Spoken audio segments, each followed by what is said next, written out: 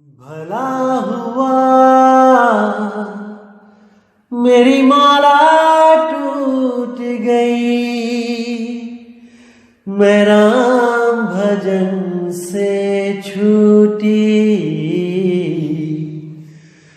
भला हुआ मेरी माला टूट गई, मैं राम भजन से छूटी। मेरे सिर से टली बला, भला हुआ मेरी माला टूट गई, मैं राम भजन से छूटी। मैं राम भजन से छूटी। नमस्कार मेरे प्यारे भाइयों, मेरे परमात्मा के प्यारे जीव हंसों। मैं हमेशा मालिक से यही दुआ करूंगा कि आप सब मेरे भाइयों का विवेक पहले से ज्यादा और ज्यादा और ज्यादा से ज्यादा बढ़ता ही जाए। बस मेरे दिल की यही अरदास है कि ऐसी कोई चीज ना रहे जो आपको समझ ना आए। हर चीज आपको बिल्कुल क्रिस्टल क्लियर होती जाए। बस यही चाहूंगा मैं, यही अरदास करूंगा उस बंदी छोड़ से, उस परमपिता परमात्मा से कि वो आपके विवेक शक्ति में बढ़ोतरी करता ही जाए और ऐसा कोई भी अज्ञान ना रहे इस दुनिया में जो आपको 1% भी भ्रमित कर पाए। कुछ ना रहे ऐसा। आपका ये भाई आपकी पूरी मदद करने के लिए तैयार है। बस आप निष्पक्ष भाव से इस सत्संग को सुनते रहिए और उस पर विचार करते रहिए। विवेक लगाइए कि जो मैंने बात कही है वो सत्य है या असत्य है। जवाब मेरे भाई आपके अंदर से ही आएगा। उस परमात्मा का जवाब आपके अंदर से आएगा। बस उसको पहचानने की कोशिश करो। साहिब बंदगी। तो भाइयों, आज जो वाणी लेंगे वो श्री गुरु ग्रंथ साहिब अंग नंबर 907 पे है। बहुत ही विचारणीय वाणी है, बहुत ही विवेक पैदा होगा इस वाणी को समझने के बाद। तो क्या कहती है वाणी? काया नगरी इहि मन राजा, पंच वसही विचारी, सबद रवै आसन घरि राजा, अदल करे गुणकारी। अब इस वाणी में दो राजाओं का जिक्र है। एक तो राजा है काया नगरी इहि मन राजा, पंच वसह विचारी। यानी इस तन घट, जो तन है जिसको हम घट कहते हैं कई बार, कि घट में परमात्मा बसता है। तो जो लोग इस घट को तन समझते हैं कि तन में परमात्मा बसता है और इंगला पिंगला सुषमना में उसको ढूंढने लग जाते हैं, कोई गुदा चक्र के द्वारा शुरुआत करता है भक्ति की। देखिए, परमात्मा का जो घर है वो निर्मल है, उसमें कोई गंदगी नहीं है। जब आप इंगला पिंगला सुषमना से देखते हो, रास्ता देखते हो इस तन में घुसने का, तो यहां पे गंदगी ही गंदगी है। नासिका की दो जो छिद्र हैं इसमें से गंध ही निकलता है। तो जो गुदा द्वार से भक्ति स्टार्ट करते हैं मूल चक्कर से, तो वहां पे भी गंदगी ही गंदगी है। तो भाई, जब हम अपने घर के दरवाजे बिल्कुल साफ रखते हैं, कोई भी देखोगे दरवाजा, वहां पे वेलकम लिखा होगा, बढ़िया फूल लगे होंगे, गमले रखे जाते हैं। साउथ इंडिया में तो रंगोली बनाई जाती है घरों के आगे, ताकि कोई भी गृह प्रवेश करे तो उसका मन आनंदित हो जाए। रंग बिरंगे गमले, रंग बिरंगी रंगोलियां, फूल रखे जाते हैं, वेलकम लिखा जाता है बड़ा बड़ा। लेकिन ये जो परमात्मा को तन में घोषित करने में लगे हैं, उनका रास्ता तो देखो। गंदगी से शुरुआत की जा रही है। गुदा द्वार से, गणेश चक्र से गंद, पूरा दिन गंद निकलता है। और नासिका से, इंगला पिंगला सुषमना से, वहां भी गंद। यानी गंद में घुस के परमात्मा मिलेगा क्या? तो नहीं मेरे भाई, जहां त्रिकुटी की बात की जाती है वो कुछ और है, उसको कुछ और जानना पड़ेगा, तभी बात बनेगी। जैसी पिछली ऑडियो में मैंने बताया था कि 3 स्थान है इस सुरति के रहने के, एक तो जीव होके, एक शिव होके, एक पीव होके। शिव और जीव ये दोनों इस घट का ही मेला है, इस शरीर में ही दोनों हैं। लेकिन जो त्रिकुटी यानी तीसरी कुटी, जो शिव अवस्था है, वो घट से न्यारी है, वो शरीरों से न्यारी अवस्था है। लेकिन अज्ञानी गुरु इन बातों को नहीं समझ सकता और वो उठा के इंगला पिंगला सुषमना में ही ध्यान लगवा देता है, गुदा चक्र पे ही ध्यान लगवा के उस गंदगी में इस सूरत को डाल देता है।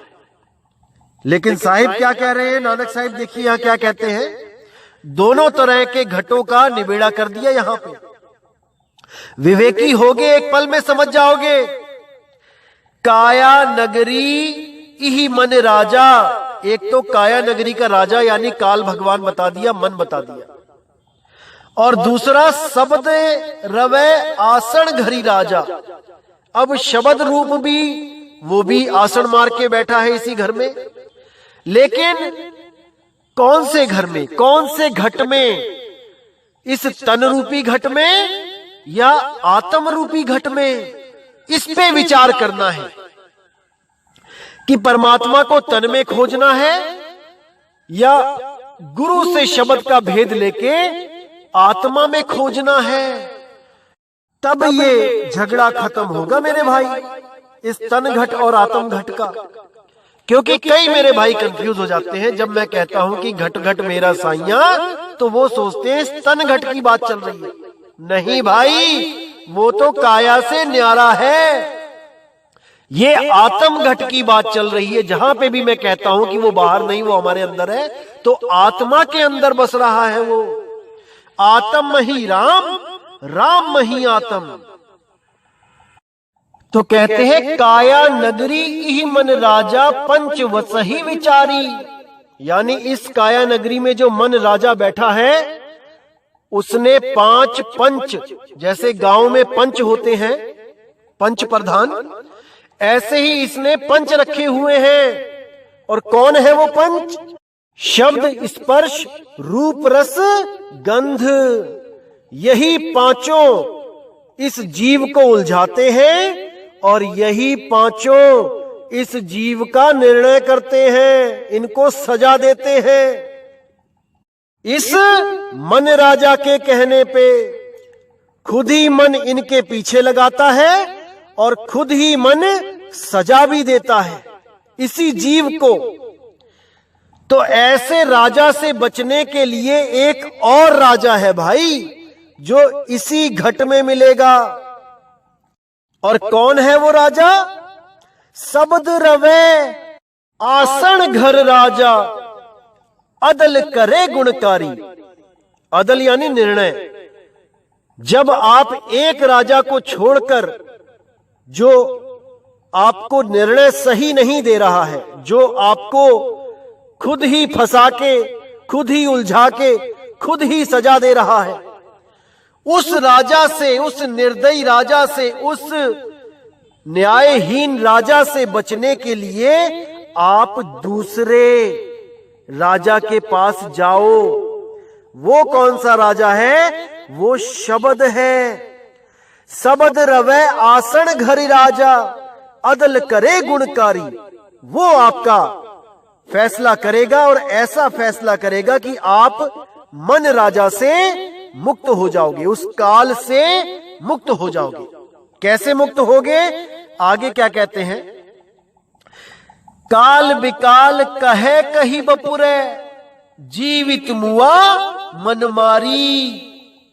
कि जब उस शब्द गुरु की दया हो जाती है तो ये काल बेकाल कह कही बपुरै, बेचारा बन जाता है। ये बपुरै यानी बेचारा। अब इसकी दाल नहीं गलती, अब ये कुछ नहीं कर सकता, ये आपको छू भी नहीं सकता। अगर शब्द गुरु आप पर मेहरबान हो जाए और आत्मज्ञान आपको दे दिया जाए, तब ये मन आपका कुछ नहीं बिगाड़ सकता, क्योंकि ये डरतों को डराता है, निडर को ये डरा नहीं सकता। और शब्द आपको निडर बनाता है। कहे कबीर निर्भय हो हंसा, तोहे कौन पकड़ी। अरे तुझे कौन पकड़ सकता है? तुझे कोई नहीं पकड़ सकता, तूने इनको पकड़ा है। तेरे बिना ये सब जड़ है, जड़। इसलिए अपने आप को पहचान ले, उस आत्मदेव को पहचान ले और निकल ले यहां से। कोई नहीं पकड़ सकता तुझे। तो कहते हैं काल बिकाल कहे कही बपुरै, जीवत मुआ मन मारी। जीते जी मर के इस मन को खत्म कर दो, इसको मार दो। अरे मन को मार गगन चढ़ जाई, मान सरोवर पैठ नहाई। साहिब कहते हैं उस आत्म ज्ञान को प्राप्त करके इसको जीते जी खत्म कर दो। ये कुछ नहीं बिगाड़ सकता आपका, अगर आप उस आत्म तत्व को चेत जाओ तो। नहीं तो मेरे भाई ये बहुत काल विकराल है, किसी को नहीं छोड़ता। अब कहते हैं ब्रह्मा विष्णु महेश्वरिक मूरत, आपे कर्ता कारी। काया सोध तरह भवसागर, आत्म तत्व विचारी। अब कहते हैं कि ब्रह्मा विष्णु महेश एक मूरत, यानी ब्रह्मा विष्णु महेश भी एक मूरत बना के रखी हुई है केवल, वो भी कुछ नहीं कर सकते। आपे कर्ताकारी, यानी जो कुछ भी करता है आत्मदेव के द्वारा ही किया जा सकता है। आप मैं कोई भी बिना आत्मा की ताकत के नहीं चल सकते। हम एक मूर्त की तरह है। जैसे एक मूर्ति होती वो कुछ नहीं कर सकती, पंडित जी आके ही नहलाते हैं, धुलाते हैं, कपड़े पहनाते हैं। इसी तरह हम भी एक मूर्त है, ब्रह्मा विष्णु महेश भी एक मूर्त है। वो आत्मदेव शक्ति देता है तब ये चलता है, नहीं तो ये एक मूर्ति के समान है।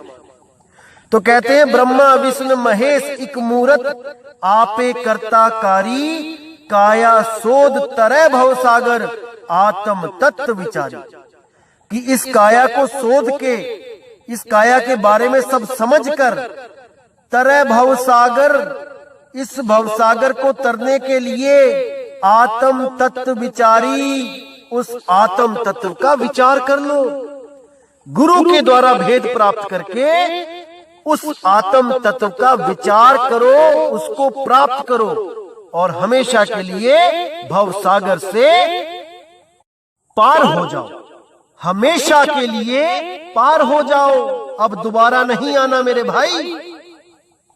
अब कहते हैं गुरु सेवा ते सदा सुख पाया, अंतर शब्द रव्या गुणकारी।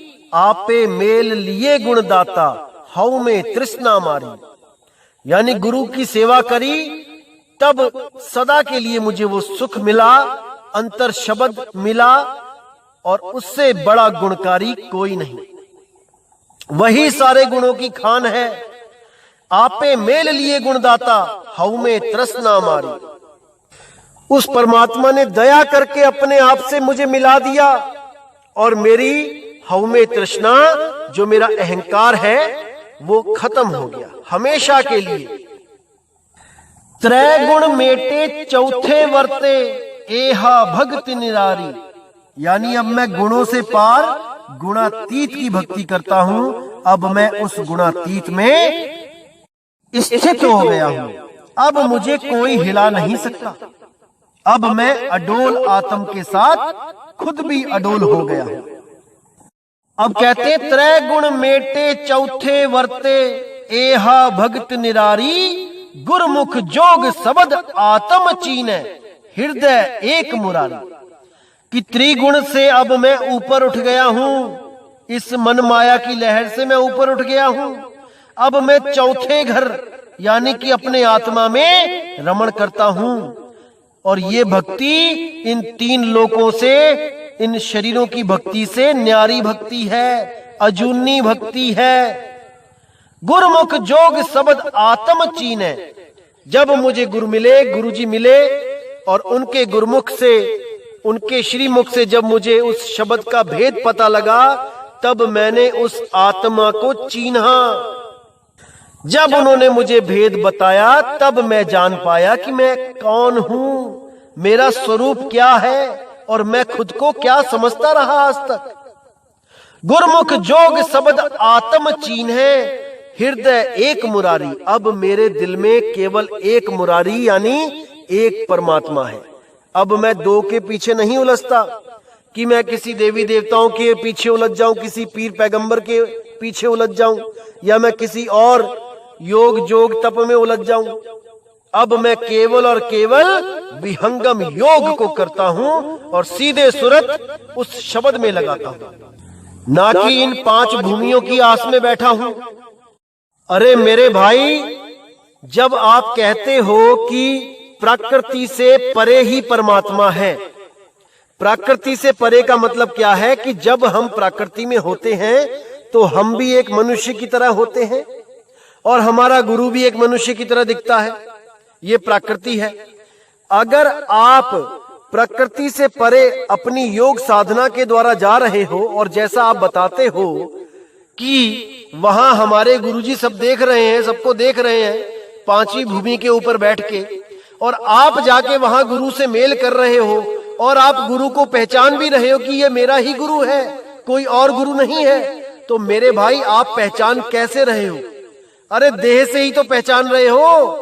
जो देह यहां देखी आपने, वही आपको वहां दिख रही है, तो आप प्रकृति से परे कैसे हुए?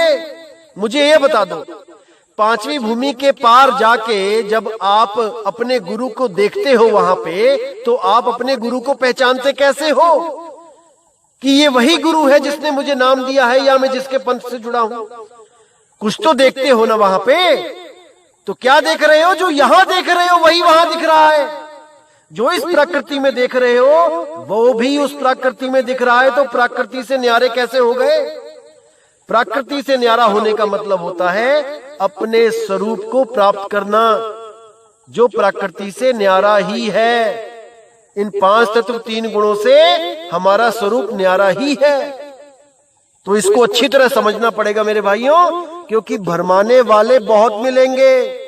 कबीर साहब के नाम पे जो भरमाते हैं, एक से एक पंथ बैठे हैं यहां पर जाल बिछा के भोले भाले जीवों को उलझाने के लिए।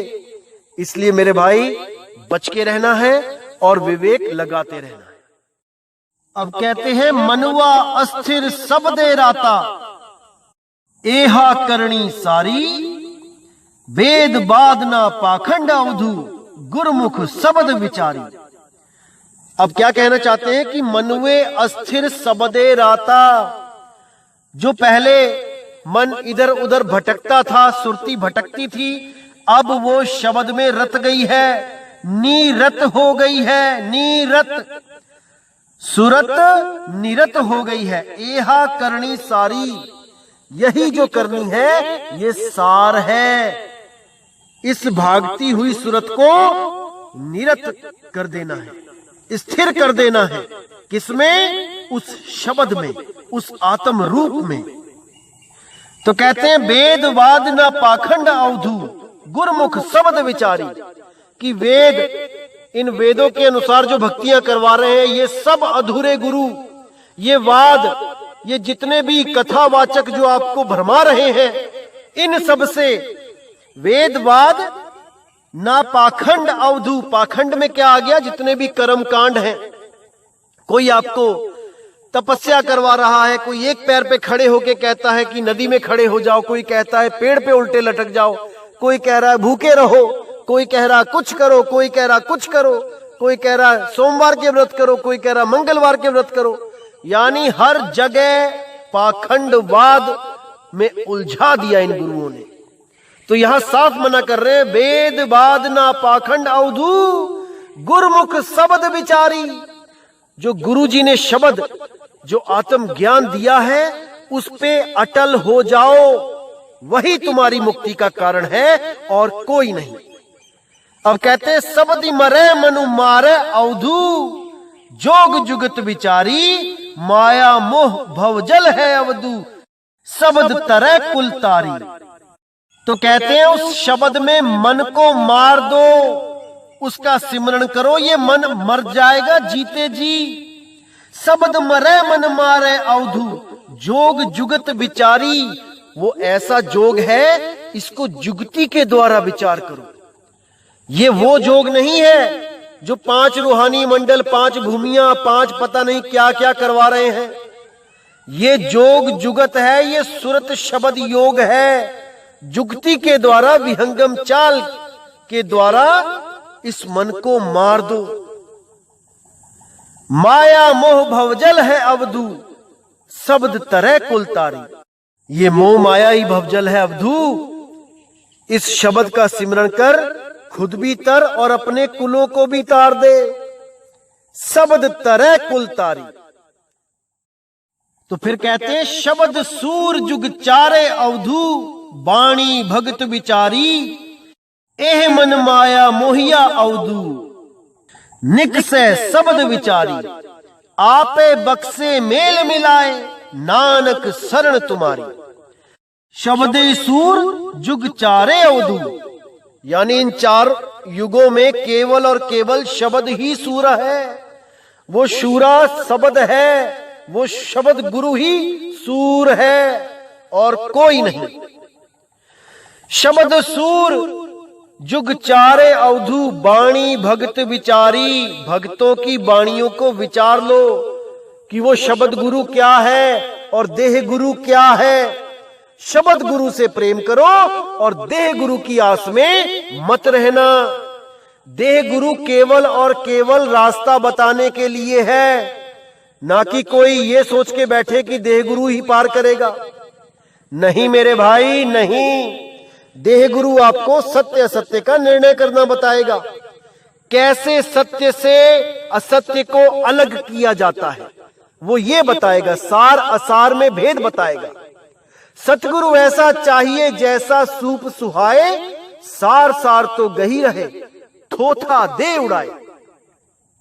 तो वो थोथा उड़ा देते हैं, और जो गुरु सार को छोड़ के थोथा पकड़ा देते हैं तो भाई वो खुद तो 84 में जाते ही हैं और अपने भक्तों को भी लेके डूबते हैं। इसीलिए बोला है कि बिना गुरु भगत ना होई। बिना गुरु के कोई भगत हो ही नहीं सकता। कोई सोचे कि 4 किताबें पढ़ के मुझे बड़ा ज्ञान मिल गया और मुझे गुरु बनाने की जरूरत नहीं है, तो मेरे भाई 84 लाख तैयार खड़ी है आपके लिए। जो सोचते हैं कि कबीर सागर में से सोहंग मंत्र मिल गया मुझे और मैं उसको तोड़ के जपने लग जाऊं, श्वास लिया तो सो और श्वास छोड़ा तो हंग, या बिना कोई नाम जपे बस श्वासों पे ध्यान लगाऊं तो सो की आवाज ऊपर को तरफ जा रही है और हंग की नीचे की तरफ आ रही है। अगर इस चीज को मैं पढ़ के समझ के और सोचूं मुझे गुरु की जरूरत नहीं है, तो मेरे भाई 84 में ठोके जाएंगे सब। समझ जाओ, अभी समझ जाओ। और बहुत खुशी की बात है कि हमारे सत्संग सुन सुन के अब ये जो जीव पंथी हैं, जो ये सोहंग की बात करते थे पहले कि कबीर साहब कहते हैं बस जीव को ही जान जाओ, आत्मा को जानने की जरूरत नहीं है। आजकल ये अपने सत्संगों में आत्मा को जानने की बात कर रहे हैं। इनकी तरक्की हो रही है, बहुत अच्छी बात है।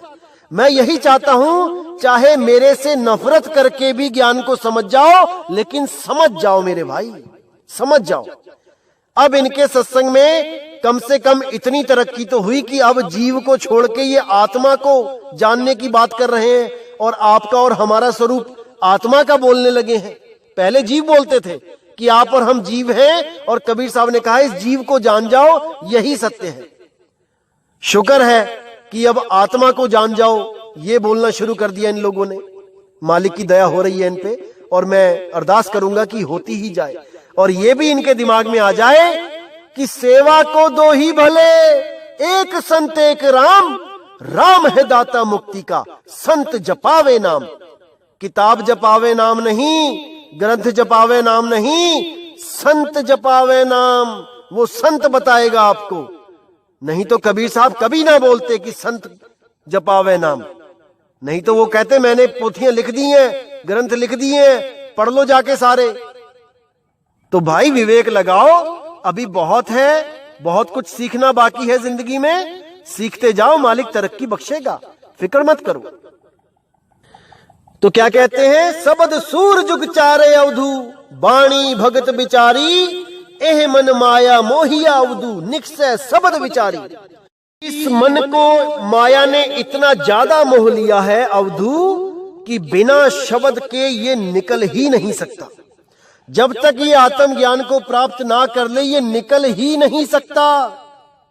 इसीलिए बोला है, आपे बख्शे मेल मिलाए नानक शरण तुम्हारी, कि आपे बख्शे, वो परमात्मा जब बख्शता है तो खुद ही मेल मिला देता है।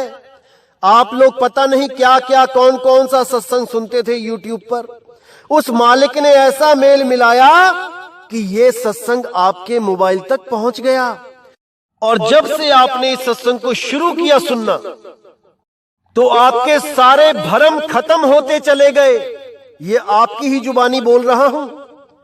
कम से कम नहीं तो 10,000 रिकॉर्डिंग्स पड़ी हैं, जिसमें आप लोगों ने तहे दिल से शुक्रिया भी किया और अपने अज्ञान का जो नाश हुआ है उसके बारे में जिक्र भी किया। अपने अपने गुरुओं के बारे में भी बताया कि कैसे हम वहां उलझ गए थे, अधूरे गुरुओं को सतगुरु मान के उलझ गए थे। लेकिन इस मदन साहिब के पंथ के द्वारा जो सत्संग दिया गया, इसको सुनकर जन्मों जन्मों के अज्ञान का नाश हो गया और सूरत एकाग्र हो गई, अपने शब्द के लिए प्यासी हो गई। तो दोस्तों बिल्कुल फिक्र ना करें, परमात्मा खुद ही मेल मिलाता है। बस आपने सत्य और असत्य का निर्णय करना है, वो भी निष्पक्ष भाव से। ये कभी मत सोचें कि आप किसी और गुरु के शिष्य हैं और हमारा सत्संग किसी और गुरु का चल रहा है। अरे भाई, शब्द गुरु सबका एक है, वो दो नहीं है, वो एक ही है। बस उसको हम पहचान नहीं पा रहे हैं। हम देह गुरु के चक्कर में पड़ के अपने आप को अलग अलग समझने लग जाते हैं कि मैं फलाने गुरु का चेला हूं, मैं फलाने गुरु का चेला हूं, तू किसी और गुरु का चेला है। अरे मेरे भाई, शब्द गुरु सबका एक है। ये तुम्हारे गुरु की गलती है कि वो शब्द गुरु को नहीं जानता। इसीलिए वो खुद के साथ जोड़ रहा है, अपनी देह के साथ जोड़ रहा है, अपनी शक्ल को पहचानवा रहा है। इन शक्लों में मत उलझो मेरे भाई, इन शक्लों में मत उलझो। शब्द गुरु सबका एक है और उसकी कोई शक्ल नहीं है, उसकी कोई देह नहीं है, वो विदेह है, विदेह। तो मेरे भाइयों, जितनी जल्दी हो सके इस सत्य को अपनाएं और अपना कल्याण करवाएं। तो दोस्तों, आज का सत्संग यहीं समाप्त करता हूं और उम्मीद करता हूं कि बहुत से भरम निकले होंगे आज सत्संग के द्वारा। ये तन घट में जो मन राजा है और आत्म घट में जो शब्द राजा है, इन दोनों का आप विचार कीजिएगा। वाणियां चीख चीख के हमेशा सत्य बताती आई हैं, लेकिन हम मूर्ख नहीं समझ पाते इन वाणियों को। और जो लोग आपको भरमा रहे हैं आजकल, उनको पूरे विवेक के साथ सामना करो उनके अज्ञान का। सवाल पूछो, लेकिन पूछोगे भी कहां से? ये भरमाने वाले हैं ही ऐसे काल के दूत कि वीडियो तो डालते हैं, सत्संग तो डालते हैं, लेकिन कमेंट डिसेबल कर देते हैं। अरे भाई, अगर आप इतने बड़े ज्ञानी पुरुष हो तो अपने नंबर तो दे दो संगत को। मुझसे पूछते हैं कई लोग कि इनके भाइयों के नंबर दे दो, हम इनको कुछ बताना चाहते हैं, समझाना चाहते हैं। भाई, मेरे पास भी इनका किसी का नंबर नहीं है और जिसका मेरे पास होगा भी मैं देता नहीं किसी को। आप इनसे खुद मांगो, और अगर ये सच्चे हैं तो अपना नंबर देंगे, आपके सवालों का जवाब देंगे। लेकिन ये भाई किसी को अपना नंबर नहीं देते, क्योंकि इनके पास आपके सवालों का जवाब ही नहीं है। ये केवल और केवल भरमाने के लिए आते हैं और भरमा के चले जाते हैं। इसलिए मेरे भाई, इन लोगों को सुनो और अपने विवेक की तलवारों के द्वारा इनके अज्ञान को काट दो। ये आपने करना है मेरे भाई, आपने। तो इसी के साथ दोस्तों, अब मुझे विदा करें और मालिक से अरदास करूंगा कि आप सबका विवेक बढ़ता ही जाए और ऐसे कालदूतों को आप बहुत अच्छी तरह पहचान जाएं जो आपको भ्रमित करते हैं। तो दोस्तों अब मुझे विदा करें। जय गुरु बंदी छोड़ वैराग साहिब, जय गुरु बंदी छोड़ साधु शरण साहिब, जय गुरु बंदी छोड़ बाबा नानक जी, मेरे गुरु अंगद देव जी, मेरे सभी संत महात्मा, जय गुरु बंदी छोड़ मदन साहिब, जय जय सतगुरु बंदी छोड़ सतगुरु सत्य कबीर साहिब की सदा ही जय हो, सदा ही जय हो मेरे मालिक की साहिब बंदगी सतनाम।